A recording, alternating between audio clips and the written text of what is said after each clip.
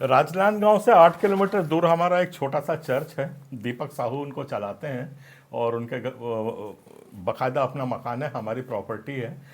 उसमें 27 अक्टूबर को जब हमारी आराधना चल रही थी तो वहाँ पे कुछ बजरंग दल के 4-5 लोग आए और वो भी पुलिस के संरक्षण में पुलिस को लेकर के आए।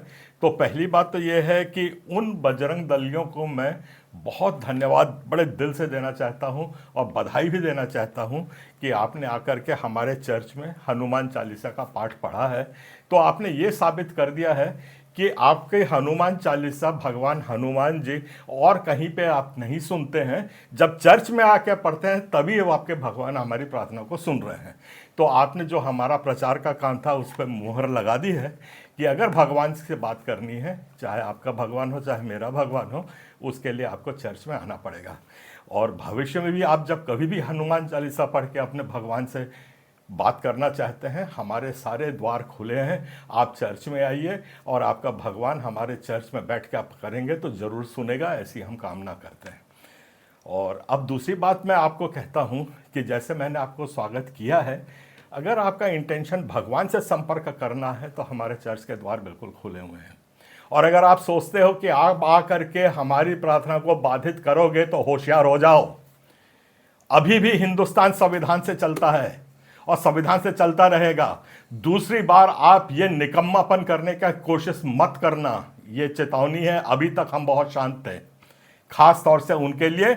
और क्या होगा मैं वो ये बता रहा हूं। मैं किसी संगठन से कोई वास्ता नहीं रखता हूं। वहां पे कौन वर्मा है और कौन वो है, 2-3 आते हैं, उनके नाम हमें पास चिन्हित हैं।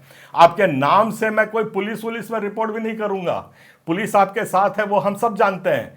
पुलिस वहां से आपके साथ आई है और सीधा हमारे चर्च में घुस गई है। उन पुलिस वालों को भी चेतावनी है, आपके नाम से टीआई साहब आप भी सुन लो ठीक से, आपका काम है संविधान का संरक्षण करने का। आप संविधान का संरक्षण नहीं करके आपने किस हैसियत से और किस कानून से वहां पे 2 पुलिस वालों को हमारे चर्च में भेजा था?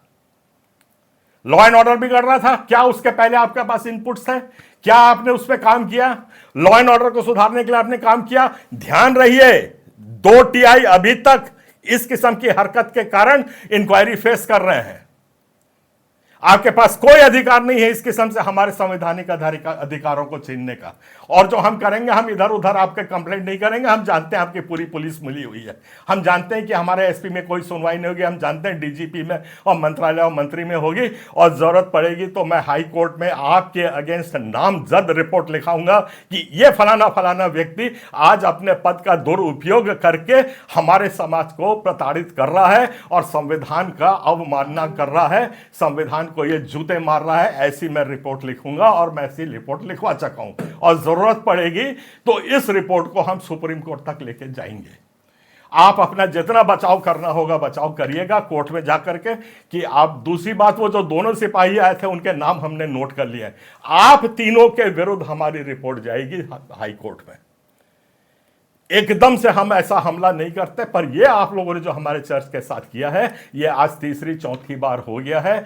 ये जो व्यक्ति है बेचारा गरीब है, शांति से रहता है, वो अभी तक फोरम के पास नहीं आया था।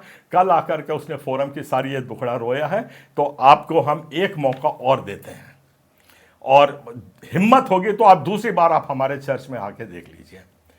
और ये वर्मा शर्मा जो हैं 2-4 ये लोग जो चोला ओढ़े हुए हैं इसका, वो बहुत, आप लोग बिल्कुल ऐसा करते रहिए। बल्कि दूसरे धर्म में भी जाइए, वहां भी आप हनुमान चालीसा पढ़िए।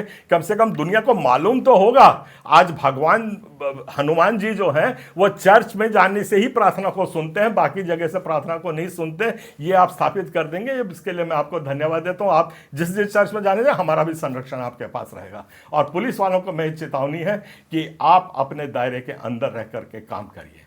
इसके आगे मैं कुछ नहीं कहता हूं। सबको धन्यवाद देता हूं, सबको नमस्कार, सबको प्रणाम, सबको जय जोहार, जय छत्तीसगढ़। दीपावली की भी शुभकामना लीजिए, खूब मनाइए। आपका भी पर्व है, हमारा भी खुशी का पर्व है। आप सबको धन्यवाद।